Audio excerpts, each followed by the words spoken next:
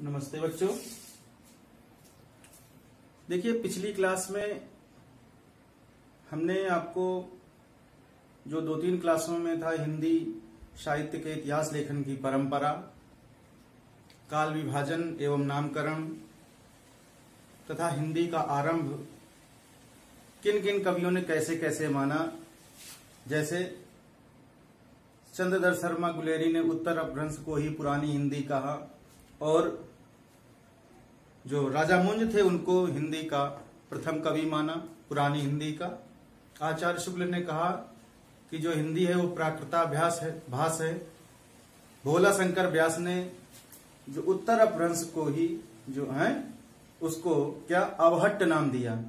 इस तरह से हिंदी साहित्य का आरंभ होता है।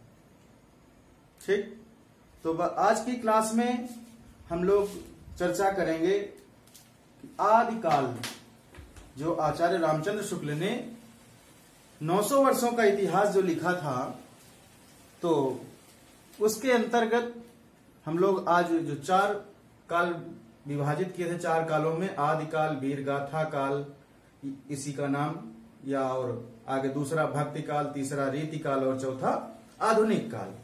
तो सर्वप्रथम आज हम लोग चर्चा करेंगे आदिकाल के विषय में कि आदिकाल और इसकी जो समय सीमा थी वो क्या 1050 से 1375, किसमें, संवत में। और यदि सन में पता करेंगे तो इसमें 57 आपको घटा देना होगा तो सन पता चल जाएगा। ठीक, तो सबसे पहले आता है आपका कि आदिकाल का नामकरण कैसे, कि आदिकाल का नामकरण भिन्न भिन्न विद्वानों ने भिन्न भिन्न नाम दिए हैं आदिकाल के। जैसा कि हमने जब काल विभाजन किया है तो बताया भी था कि मिश्र बंधुओं ने आदिकाल को क्या नाम दिया, आचार्य शुक्ल ने क्या नाम दिया, हजारी प्रसाद द्विवेदी ने क्या नाम दिया, इस तरह से। ठीक, तो देखिए कौन कौन से नाम दिए नामकरण और विद्वान। ठीक है, तो सबसे पहले आपके हैं जो जॉर्ज ग्रियर्सन, विद्वान लिख लीजिए या लेखक लिख लीजिए। तो नामकरण, जो आदिकाल का नामकरण क्या दिया उन्होंने, चारण काल। क्या, चारण काल। किसने नाम दिया, जॉर्ज ग्रियर्सन ने।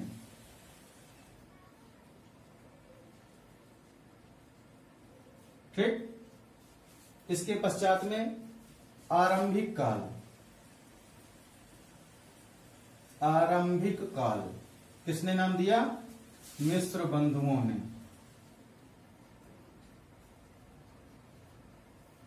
वीरगाथा काल नाम किसने दिया, आचार्य रामचंद्र शुक्ल ने।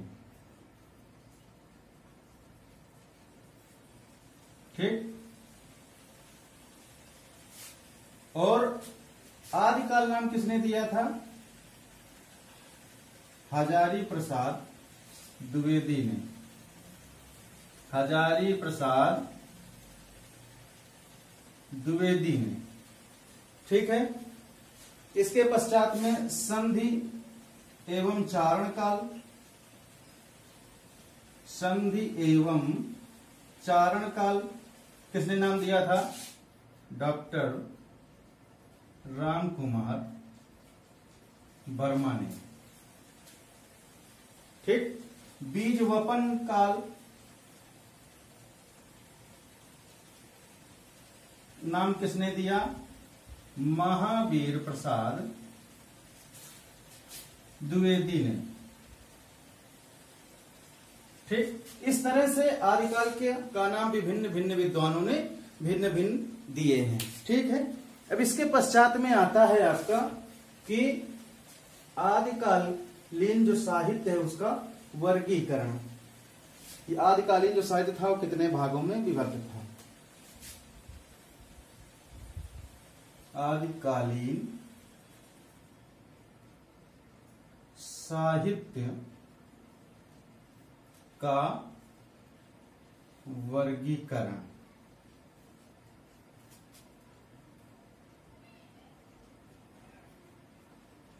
देखिए, आदिकालीन जो साहित्य था वो 6 भागों में विभक्त था। पहले आपका सिद्ध साहित्य, दूसरा नाथ साहित्य, तीसरा जैन साहित्य, चौथा आपका रासो या चारण साहित्य, रासो या चारण साहित्य, फिर लौकिक साहित्य और गद्य साहित्य। 6 भागों में विभक्त था। ठीक, तो सबसे पहले हम देखते हैं सिद्ध साहित्य। आपका क्या आता है? सिद्ध साहित्य। इसके विषय में देखिए कि जो मंत्रों द्वारा सिद्धि प्राप्त करने की जो चेष्टा करने वाले साधक सिद्ध नाम से प्रसिद्ध हुए। जो अपने मंत्रों के द्वारा सिद्धि प्राप्त करना चाहते थे या चेष्टा रखते थे, तो ऐसे कवि क्या कहलाए? सिद्ध नाम से प्रसिद्ध हुए हैं। और सिद्ध साधकों ने बौद्ध धर्म के वज्रयान तत्व का प्रचार करने के लिए जो साहित्य जनभाषा में प्रयोग किया, वो सिद्ध साहित्य कहलाया। एक विद्वान हुए राहुल शांकृत्यायन, इन्होंने सिद्धों की संख्या 84 बताई। कितने?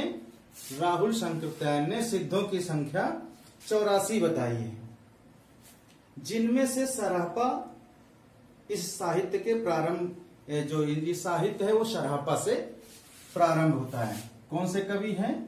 सरहपा। ठीक, सिद्ध साहित्य के अंतर्गत कितने से सिद्ध थे? 84। ठीक है, जिनमें से जो सरहपा की जो सिद्ध साहित्य की जो परंपरा है वो सरहपा से प्रारंभ होती है। ठीक, प्रमुख कवि थे सिद्ध साहित्य के सरहपा, लुइपा, सबरपा, डोम्भिपा, कर्णहपा, ये सिद्ध साहित्य के प्रमुख कवि थे। ठीक, अब इसमें देखिए इनकी विशेषता क्या थी कि जिनके नाम के आगे बाद में पा लगा हो, वो आपके कौन होते थे? सिद्ध साहित्य होते थे। जो अंतिम में पा शब्द अक्षर जो होता था, ये इनका आदर सूचक था, मतलब इनके सम्मान में लगा था। ठीक, तो ये आपका हुआ सिद्ध साहित्य। इसके पश्चात में आता है आपका सिद्ध साहित्य के पश्चात में नाथ साहित्य।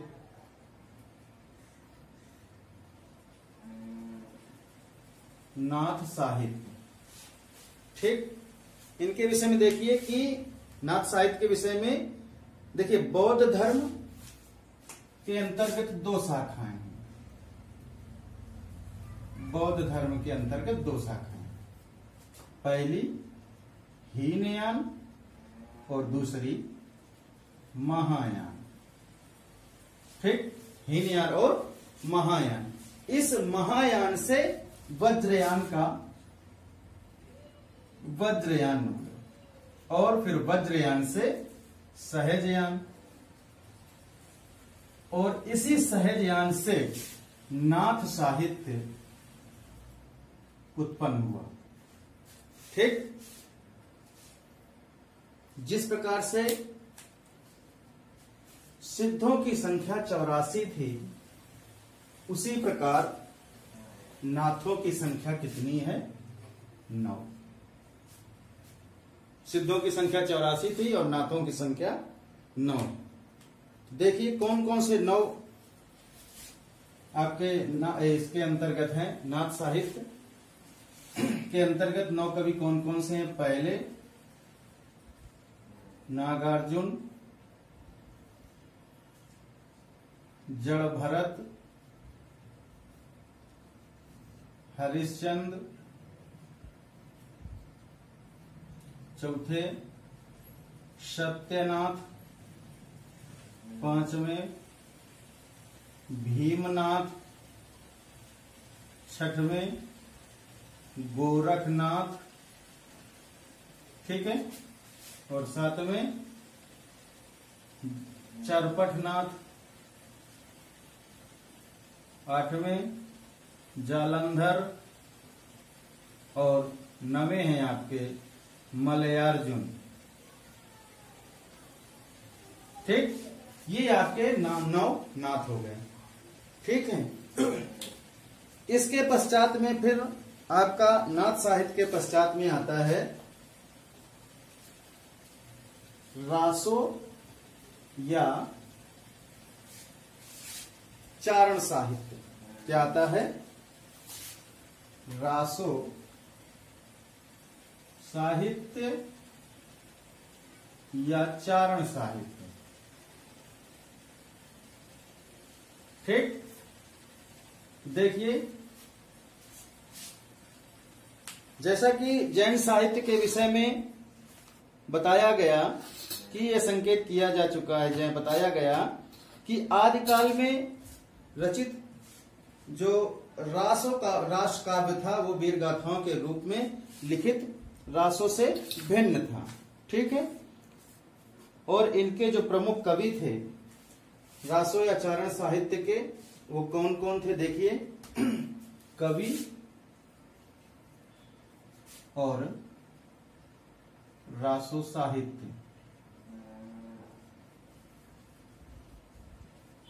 देखिए, कवि कौन थे? दलपति विजय,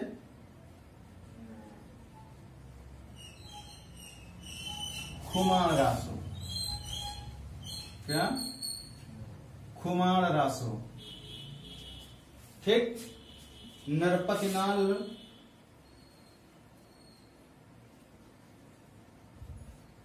विशल देव रासो,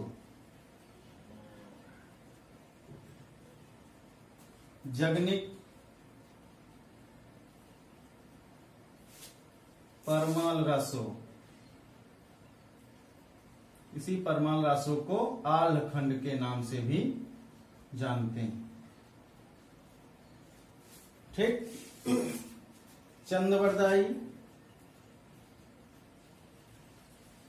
पृथ्वीराज रासो, पृथ्वीराज रासो। ठीक, शारंगधर हम्मीर रासो,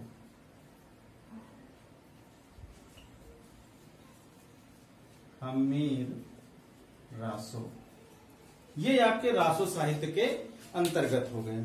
ठीक, इसके पश्चात में फिर आता है आपका जैन साहित्य। तो देखिए, जैन साहित्य के कौन कौन प्रमुख कवि हैं, उनकी रचनाएं। जिस प्रकार से हिंदी के पूर्वी क्षेत्रों में सिद्धों ने बौद्ध धर्म के वज्रयान मत का प्रचार करने के लिए हिंदी कविता को माध्यम बनाया, उसी प्रकार पश्चिमी क्षेत्रों में जैन साधुओं ने भी अपने मत का प्रचार करने के लिए हिंदी कविता को माध्यम बनाया था। ठीक, और इनके देखिए प्रमुख कवि और रचनाएं। प्रमुख कवि एवं रचनाएं। देखिए, प्रमुख कवि कौन है और रचनाएं उनकी देखिए। पहले हैं देवसेन, इनकी रचना है श्रावकाचार। ठीक है, देवसेन श्रावकाचार। शालिभद्र सूर्य, शालिभद्र सूर्य, इनकी रचना है भरतेश्वर बाहुबली रास। ठीक है, इसके पश्चात में आसगु, इनकी रचना है चंदन बाला रास। फिर आसगु के पश्चात में है आपके जिन धर्म सूर्य, जिन धर्म सूर्य, इनकी रचना है स्थूल भद्ररास, स्थूल भद्र रास। मुनि जिन विजय, मुनि जिन विजय, इनकी रचना है। मुनि जिन विजय की आपकी, मुनि जिन विजय ने विजय विजय क्या विजय सेन सूरी, विजय सेन सूरी, इनकी रचना है रेवंत गिरिरास। क्या है? रेवंत गिरिरास। फिर इसके पश्चात में कवि हैं सुमतिगण, इनकी रचना है सुमतिगण की कौन सी? नेमिनाथ रास, नेमिनाथ रास। ये आपका हो गया जैन साहित्य। ठीक, फिर जैन साहित्य के पश्चात में आते हैं आपके कौन? लौकिक साहित्य। देखिए,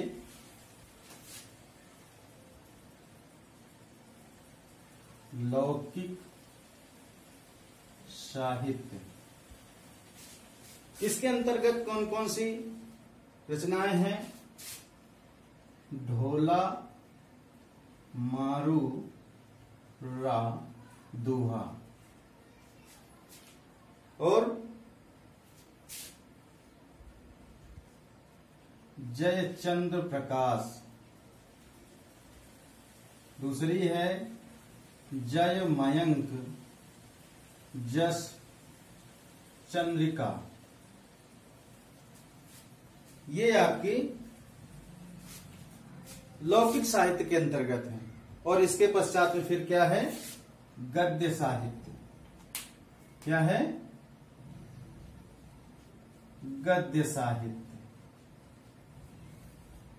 इस गद्य साहित्य के अंतर्गत क्या है? कौन कौन सी रचनाएं हैं? राउर बेली। दूसरी है उक्ति व्यक्ति प्रकरण है। और इसके पश्चात में आगे कौन है? तीसरी वर्ण रत्नाकर। ठीक, ये आपकी गद्य साहित्य के अंतर्गत हो गई। तो इस प्रकार से आपका आदिकालीन साहित्य हुआ कि आदिकाल का समय सीमा, कैसे आदिकाल का प्रारंभ हुआ, किन किन भागों में विभाजित हुआ। आदिकालीन साहित्य का जो वर्गीकरण था 6 भागों में, उनके प्रमुख कवि। इस तरह से हम लोग आदिकाल के विषय में आज चर्चा कर चुके हैं। ठीक, अगली क्लास में हम लोग भक्तिकाल के विषय में पढ़ेंगे कि भक्तिकाल 2 शाखाओं में विभाजित हुआ, निर्गुण और सगुण में। फिर निर्गुण और सगुण के अंतर्गत फिर 2 उप शाखाएं हुई। उनके कौन कौन प्रवर्तक कवि थे, कौन उनकी रचनाएं थी। तो बस आज की क्लास यहीं से समाप्त होती है और अगली क्लास में हम लोग फिर आएंगे और भक्तिकाल के विषय में पढ़ेंगे। ठीक, धन्यवाद।